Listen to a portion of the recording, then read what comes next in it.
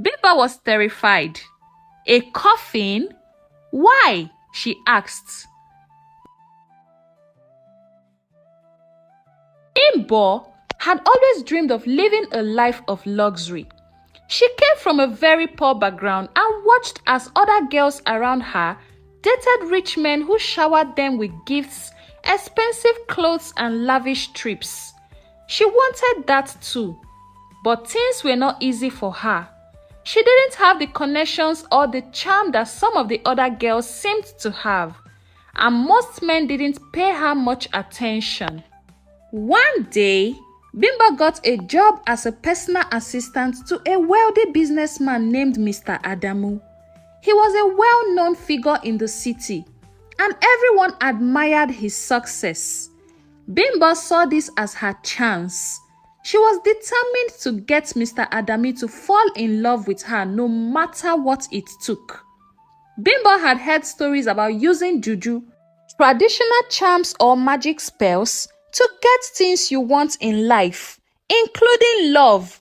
She knew a local spiritualist someone had told her about, called Mama Iya, who was known for helping women charm rich men. Bimbo decided to pay her a visit. When she arrived at Mama Iya's shrine, she explained her situation. "Mama, I want Mr. Adamu to love me and spend money on me. Please help me," she begged. Mama Iya looked at Bimbo closely and nodded. "There is a way, but it is dangerous. Are you ready to do anything to get this man?" she asked. Without thinking twice, Bimbo nodded. She was ready to do whatever it took. Mama Iya handed her a small bottle of liquid and a charm. "Put this in his food and he will be yours. But be warned, you must renew the charm every 6 months or else it will stop working." Bimbo was excited. She couldn't believe how easy it sounded. She quickly took the charm without asking Mama Iya what the renewal of the charm would cost her in the next 6 months. She hurried home, made plans to put it in Mr. Adamu's food the next day. The charm worked like magic. A few days after she put it in Mr. Adamu's food, he started paying extra attention to Bimbo. He began gifting her gifts, taking her to expensive restaurants, and even talking about buying her a car. Bimbo couldn't believe her luck. It was as if it was a switch that has been flipped, and suddenly she had everything she ever wanted. She moved into a beautiful apartment that Mr. Adamu paid for, and her life seemed perfect. Bimbo felt like she was living in a dream, and she loved every minute of it. But 6 months passed, and quickly it was time for her to renew the charm. Bimbo had almost forgotten about Mama Iya's warning. She was so caught up in her new lifestyle that she didn't think about the consequences. When she went back to Mama Iya, the spiritualist gave her new instructions. This time, you must sleep in a coffin for 3 nights if you want to keep the charm working. Mama Iya said in a very serious tone. Bimbo was terrified. "A coffin? Why?" she asked. Mama Iya explained that the spirits needed something stronger to keep the charm going. Bimbo hesitated, but in the end, her greed for more money and luxury won. She agreed to the strange and scary task. The first night in the coffin was unbearable. Bimbo couldn't sleep. The smell of death surrounded her, and she felt like she was being watched by invisible eyes. She regretted coming to the shrine, but she had already made her choice. There was no turning back. The second night was worse. Bimbo started hearing strange noises, whispers, and footsteps. Even though she was alone in the dark room, she tried to tell herself it was just her imagination, but fear gripped her heart. By the third night, Bimbo was completely exhausted. Her mind was playing tricks on her, and she felt like she was losing her sanity. She finished the ritual but swore never to do anything like that again. After completing the ritual, the charm worked again, this time times 5 of what it worked the first time. Mr. Adamu continued to lavish Bimbo with gifts, money and affection, but something wasn't right. Bimbo noticed that she was beginning to smell bad. She was smelling so bad that no matter how much perfume she used, that smell did not go. The smell increased day by day. She could even take her bath up to 10 times in a day, but no matter what she did, the odor was still there. She couldn't figure out why. Her friends and even Mr. Adamu started keeping their distance from her. The charm might have been working, but something else was going very wrong with Bimbo. Then came the worst news of all. Bimbo started feeling weak and sick all the time. She visited the hospital and after several tests, she was diagnosed with HIV. Her world came crashing down. Bimbo couldn't believe it. How had this happened? She realized that her obsession with getting Mr. Adamu had led her to make bad choices, and now she was paying the price. In her desperate search for wealth and love, she had contracted a deadly disease. As Bimbo's health declined, it became harder for her to maintain the charm. Remember, she was supposed to go for her renewal of charm every 6 months, but because of her health challenges, she wasn't able to meet up. She couldn't meet Mamiya's demands anymore. The spiritualist had told her that the charm needed constant renewal, but Bimbo was too weak and scared to go back to that shrine. Without the renewal, Mr. Adamu began to lose interest in her. He started spending less time with her and eventually stopped giving her money. The charm had worn off, and now Bimbo was left with nothing. No money, no love, and her health was deteriorating rapidly, and she continued to smell badly. She quickly ran back to Mamiya's shrine. Desperate and scared, Bimbo tried to confront Mamiya, and she said to her, "Mama, everything is going wrong. I am smelling badly. Mr. Adamu no longer loves me. He no longer gives me money or attention. What do I do?" And Mamiya responded, "I told you there will be consequences if you didn't follow the instructions. You didn't come on time for your 6 months renewal of charm. And now the spirits are angry with you. That is why you have been smelling really bad, Bimbo. There is nothing I can do. Once the spirits are angry with you, they will strike you with one sickness or the other. And now there is no turning back." Bimbo was now alone, broke and sick. Her once glamorous life had turned into a nightmare. She had lost everything in her pursuit for a man who never truly loved her. A man she used charm on.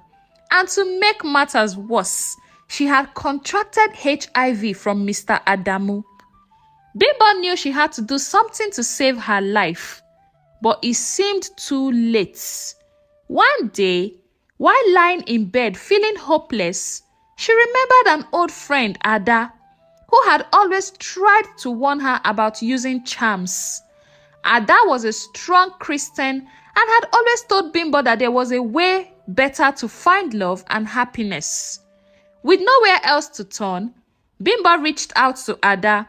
She explained everything, how she used the juju, how her health had deteriorated, how she is smelling, and how she had lost everything.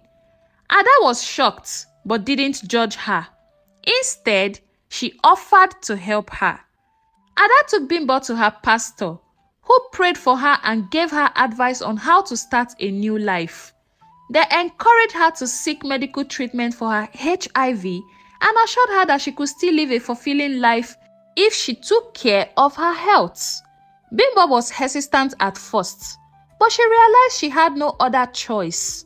She started taking her medications. She joined a support group. Gradually and gradually, she stopped smelling and got her body back.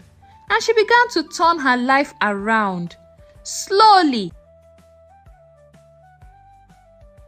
It was a bright sunny day in Bukuma, a small village surrounded by green hills. Naya, a young lady with a beautiful smile, was washing her clothes by the riverside when her mother called her. "Naya, come! I have big news," her mother shouted from their little mud house. Naya quickly stood up, wiped her hands on her dress, and ran back to the house. She found her mother smiling widely. "Zoma has asked for your hand in marriage," her mother said. Naya's heart skipped a beat. Zoma, the love of her life, was finally going to be her husband. Naya couldn't believe it. She loved Zoma so much. He was strong, tall, and handsome, and they had been together for years. The thought of becoming his wife made her heart dance. But little did Naya know, a big challenge was waiting for her. One evening, Naya's mother sat down with her by the fireside. She said to her, "Naya, before you marry Zoma, there is something important you need to know." Naya looked at her mother, confused. "Our tradition says that your elder sister Lina must go to bed with your husband-to-be Zoma before the marriage," her mother explained. Naya's eyes grew wide. "Go to bed with him? How?" Her mother sighed. "Lina must make sure that Zoma's manhood is good enough for you. It's the way of our people. It's the tradition of Bukoma." Naya felt a cold shiver run down her spine. She loved her sister, but this doesn't feel right. Naya couldn't sleep that night. She kept thinking about what her mother had said. The idea of Lina testing Zoma's manhood made her feel so uncomfortable. How could her sister be involved in something so private?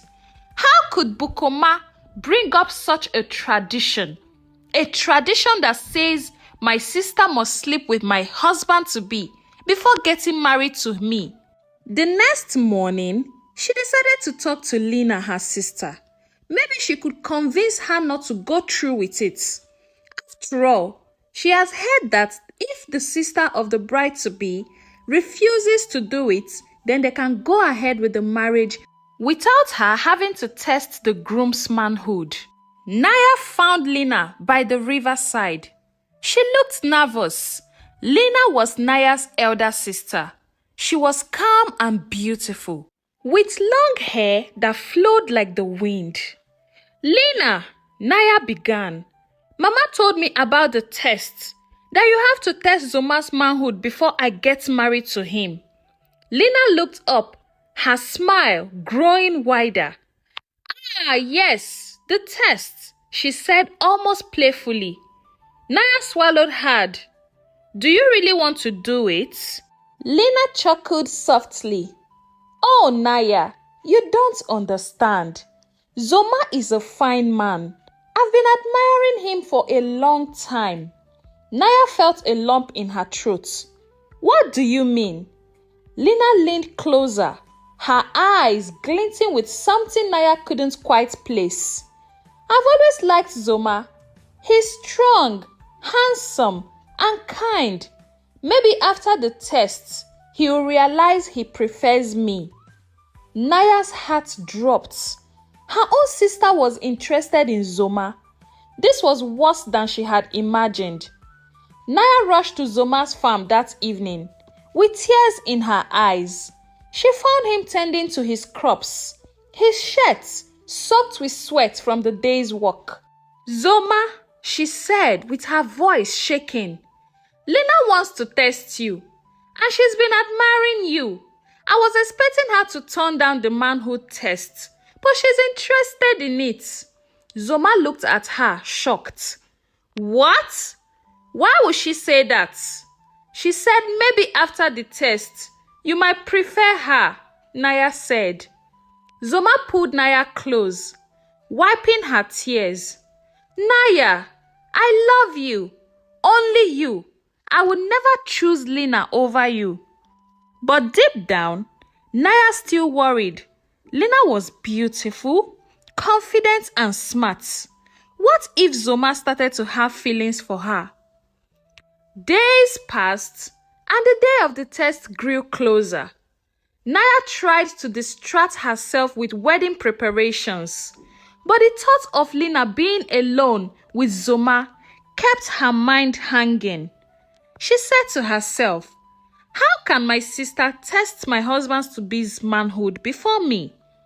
Lena, on the other hand, seemed excited. She would hum to herself as she got ready, her eyes twinkling whenever she mentioned Zoma's name.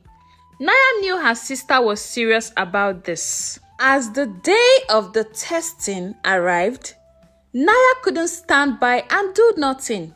She needed to find a way to stop Lena. She decided to speak to the village elders. Maybe they could help. But when she explained her concerns, the elders simply said, this is the way of our people, Naya. We cannot change what has been done for generations. The only person that can help you out of this situation is your sister, Lena. If she refuses to do the test, then you can go ahead with the marriage. But if she doesn't, there is nothing we can do. Meanwhile, Zoma was torn. He respected Naya's family and their traditions, but he didn't want to hurt Naya. He loved her deeply and didn't want to be a part of something that would cause her pain. He thought about refusing the test altogether. But what if that caused trouble with Naya's family? He didn't want to offend anyone. The day of the test finally arrived. Naya's heart was pounding in her chest as she watched Lena walk towards the small hut where the test would take place. Zoma was already inside waiting. Lena wore her finest dress and had braided her hair in a beautiful style. She looked like she was going to a celebration, not a manhood test. Naya stood at a distance, feeling sick with worry. Inside the hut, Zoma sat on a wooden stool, nervous and uneasy. The dim light of the single oil lamp flickered against the mud walls, casting long shadows. He could hear Lena's footsteps approaching, her sandals tapping softly against the ground. He wiped the sweat from his brow, trying to calm his racing heart. The door opened, and there stood Lena, her smile bright and confident. She stepped inside, her eyes locked with Zoma. Well, Zoma, she said. Her voice was smooth and playful. Are you ready for the manhood test? Zoma stood up, his heavy heart. Lena, I don't think this is right. Lena walked closer, her smile widening. It's just tradition, Zoma. You don't want to disrespect our customs, do you? Besides, this is an opportunity for me to be with you. I have admired you for long. My sister has always been the one with you. See how fate has brought you right into my arms, my dear Zoma. Zoma shifted uncomfortably. But this tradition, it's not about respect anymore. It's about hurting your sister Naya. I love her. I don't need to prove anything to anyone. Lena's eyes narrowed slightly, though her smile never faded. Oh, but you see, Zoma, this test isn't just about you proving something. It's about what I want. I've admired you for a long time. Maybe after tonight, you will see that I am a better choice than my sister. Outside the hut, Naya paced back and forth, her stomach in knots. She couldn't stand the thought of what was happening inside. Every time she tried to imagine it, her heart ached. What if Lina really managed to take Zoma away from her? Naya's mind raced. She needed to do something. But what? The village elders had made it clear that they wouldn't intervene. She couldn't let this tradition ruin her love with Zoma. There had to be a way to stop it before it was too late. As the minutes passed, Naya could take it no longer. She rushed towards the hut, her legs moving before her mind could catch up. She burst through the door, her chest heaving with fear and anger. "Lina, stop!" Naya's voice was sharp, echoing through the small room. Both Lina and Zoma turned to look at her, startled. "Naya?" Zoma asked, relief flooding his face. "What are you doing here?" Lina straightened, her face calm but her eyes flashing with frustration. "Naya, this is between Zoma and me. You know the rules." "No, Lina," Naya said, her voice trembling but strong. "This isn't right. You can't use tradition to take something that doesn't belong to you." Lina's smile faltered for the first time. "I'm not taking anything. I'm following our customs, the same customs you agreed to." Naya's fist clenched at her sides. "No, I didn't agree to this. And Zoma is not some prize for you to win. I love him and he loves me too." Lina's eyes narrowed. "Are you saying you don't trust him to pass the manhood test?" "It's not about trust," Naya said. "It's about love, respect, and knowing that this tradition is wrong. You are my sister, Lina. How could you try to take away the one person who makes me happy?" For a long moment, the room was silent. Lina's eyes dropped to the floor, her face softening, like she has realized her mistakes. "You are right, Naya," she finally said. "I've always been the one who got attention. I was always the beautiful, confident one. But when I saw how happy you were with Zoma, I felt jealous." Naya blinked, stunned by her sister's confession. She had always looked up to Lina, but she had never imagined Lina would feel jealous of her. "I thought," Lina continued, her voice heavy with guilt, "if I could make Zoma notice me, maybe I'll feel better about myself. But now I see that was wrong, and I've been selfish." Lina walked over to Naya and took her hands in her own. "I'm sorry, Naya. I've been so focused on what I wanted that I forgot how much you love Zoma. I won't go through with the manhood test anymore. I will tell Mama and the elders that it's not happening." Naya looked into her sister's eyes and saw the sincerity there. Tears welled up in her own eyes as she nodded. "Thank you, Lina," Naya whispered, her heart filled with relief. "I forgive you." Lina smiled sadly. "I don't deserve your forgiveness, but I will make it up to you, I promise." Zoma, who had been watching quietly, stepped forward and wrapped his arms around Naya. "I'm glad this is over," he said softly. "I only want to be with you, Naya." The next morning, Lina and Naya went together to meet with the village elders. Lina spoke up, explaining that she had decided not to go through with the tests. The elders were surprised, but they listened as Lina shared how she felt the tradition was no longer necessary. "Zoma had already proven himself," Lina said. "He doesn't need to be tested by me. Naya and Zoma's love is enough." The elders murmured among themselves before finally nodding in agreement. "Perhaps it's time to let go of some of the old ways." One of the elders said, "Love should be based on trust, not tests." Word spread quickly throughout the village that the tradition of testing would no longer be followed. Some of the elders were resistant at first, but seeing the strength of Naya and Zoma's love convinced them that things needed to change. Naya felt a great weight lift off her shoulders. For the first time in days, she could look forward to her wedding without fear or worry. With the testing behind them, Naya and Zoma could focus on their wedding. The whole village joined in to help with the preparations. Women from the village bought colorful fabrics for Naya's wedding dress, and the men gathered together to build a large shelter for the celebration. Naya was filled with joy as she and Zoma prepared for their big day. They spent their evenings together, talking and laughing, dreaming about their future as husband and wife. Lina worked tirelessly to help with the wedding preparations.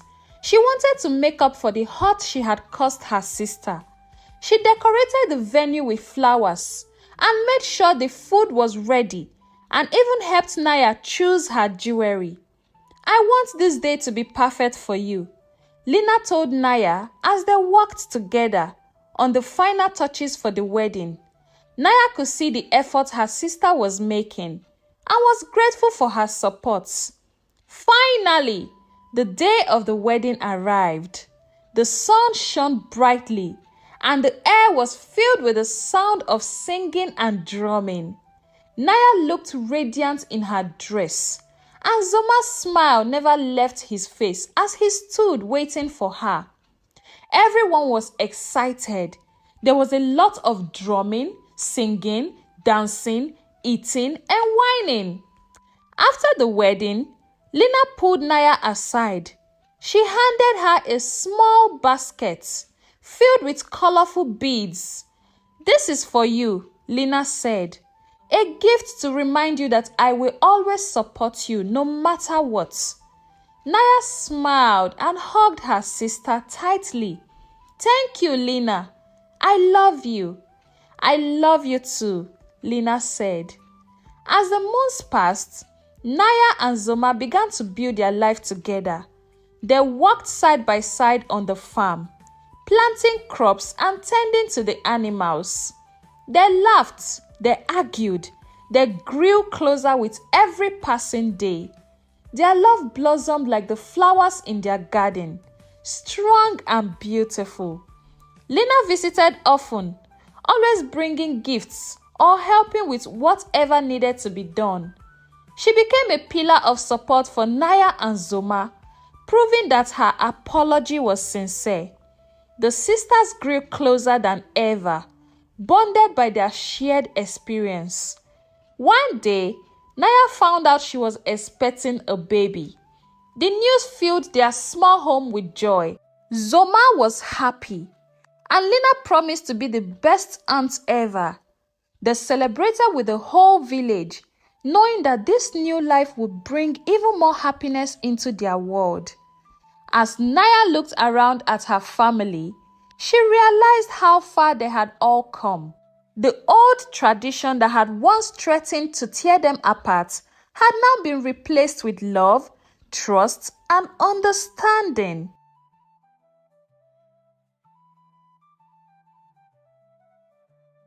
Kelechi would quietly leave her home to the river.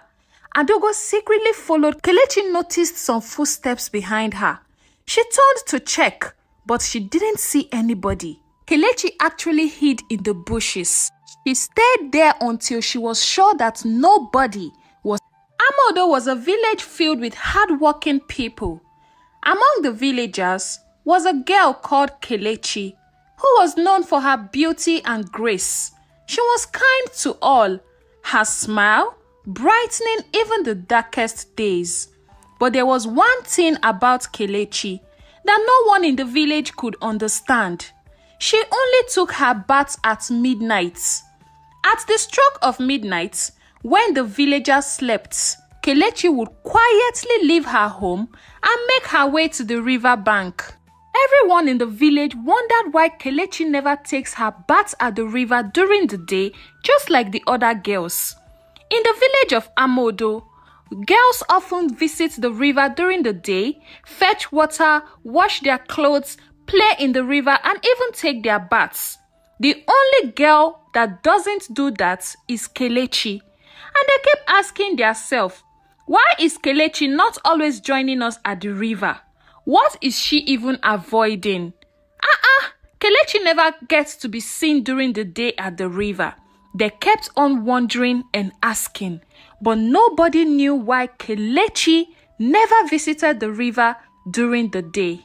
A young lady in the village called Adugo realized how Kelechi never takes her bath, and she was determined to find out why she never took her bath during the day and just at midnight. Adugo decided that she would follow Kelechi one night to find out what exactly she does at the river at midnight and what is so special about her not taking her bath during the day. So, the next day, Adugo secretly followed Kelechi because once it is 12 p.m. at night, Kelechi will quietly leave her home to the river. Adugo secretly followed Kelechi. While they were on their way, Kelechi noticed some footsteps behind her. She turned to check, but she didn't see anybody. But in her heart, she already knew that someone was following her. And immediately, Kelechi diverted to another road, following a road that doesn't lead to the river. And Adugo lost track of her because she couldn't even see Kelechi anymore. Her plan has failed. Meanwhile, Kelechi actually hid in the bushes. She stayed there until she was sure that nobody was around, and she quietly sneaked out of the bush into the river to take her bath as usual. Even Kelechi's mother, Ngozi, who adored her daughter so much, was troubled. She wondered why her daughter never takes her baths. She knew there was something wrong about Kelechi, but she decided not to bother. After all, she was her daughter. Guess what? Ngozi also has a secret that she has promised not to reveal to anyone. A secret she has kept since the day Kelechi was born. You see, Kelechi was no ordinary girl.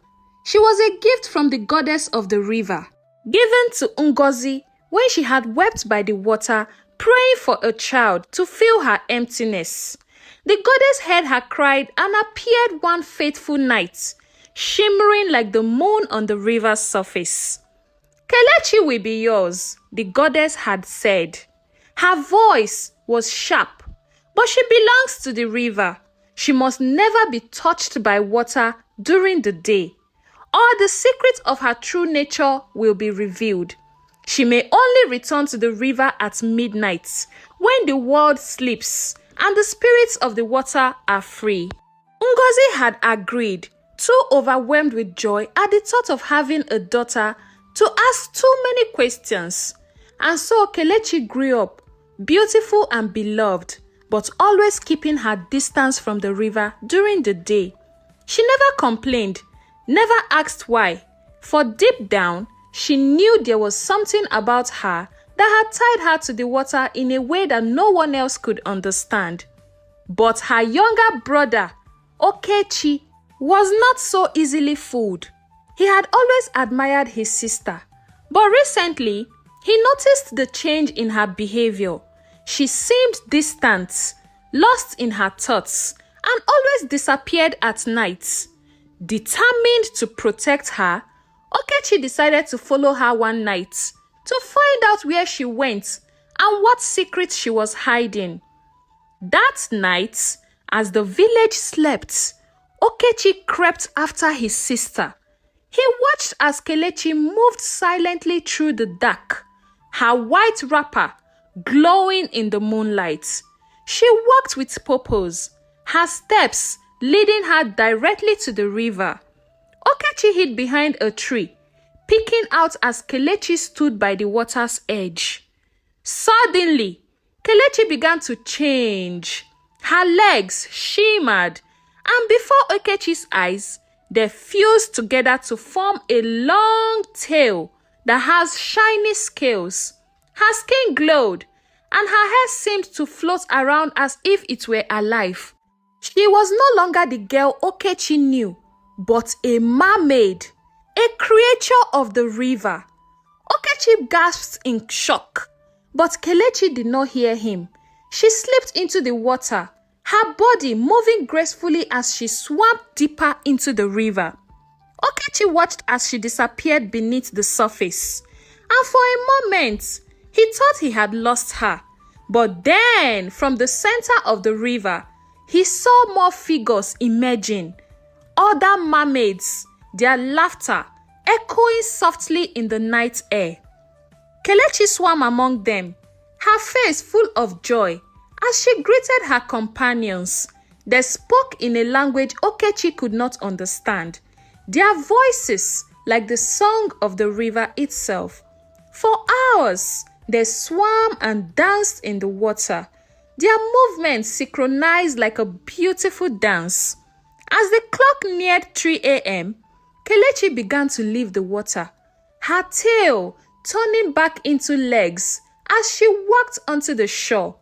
She looked peaceful, her face serene, as if the river had washed away all her worries. She dressed quickly and returned to the village, unaware that her brother had seen everything. Okechi, shocked by what he had witnessed, returned home, his mind racing. How could his sister be both human and mermaid? What did it mean? And what will happen if the villagers find out? The next morning, Okechi confronted Kelechi. "Sister," he began, his voice trembling, "I know your secrets. I saw you at the riverbank last night." Kelechi's face went pale. She had feared this day would come, but she had not expected it to be soon. "Okechi, you must not tell anyone," she whispered. "If the villagers find out, they will be afraid of me. They will think I am cursed." "But you are not cursed," Okechi said. "You are not, my dear sister. You are just a mermaid. But then, how is this possible?" Kelechi sighed, tears welling up in her eyes. "It is true. I am not fully human. I was given to Mama by the river goddess. I am tied to the water, and that is why I can only bath at night. If water touches me during the day, my true form will be revealed. I cannot let that happen, Okechi." Okechi listened, his heart heavy with the weight of her words. He realized how much his sister had sacrificed to live a normal life in the village. He had always known there was something special about her, but he never imagined it would be this. "I won't tell anyone," he promised. "But why do you keep going back to the river? What happens there?" Kelechi smiled sadly. "I go to the river to be with my kind, the mermaids. It's the only time I feel like myself, where I don't have to hide. But I also go to fulfill the promise Mama made to the goddess. The river is my home, Okechi, but I don't belong fully there or here. That's why I must keep my secrets." As the days passed, Okechi kept his promise, and Kelechi continued her midnight visits to the river. But the peace won't last. One night, as Kelechi made her way to the river, that Adugo that came the first time spotted her again. She followed her to the river, hiding in the shadows, just as Okechi had done before. This time, Adugo succeeded. When she saw Kelechi transform into a mermaid, she was horrified. She ran back to the village, spreading rumors of witchcraft and curses. By morning, the whole village was in an uproar. "Kelechi is a spirit. She has been deceiving us all," Adugo cried. Some wanted her banished from the village. Others whispered about sending her back to the river for good. The villagers gathered at the village square, and Kelechi being in their middle. Adugo went home, took a water in her pot, ran back to the village square and poured it on Kelechi.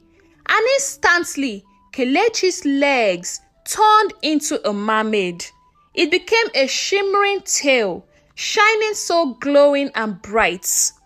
Kelechi started pleading, "Please do not harm me. Please, I cannot survive with this tail if I am not in the water.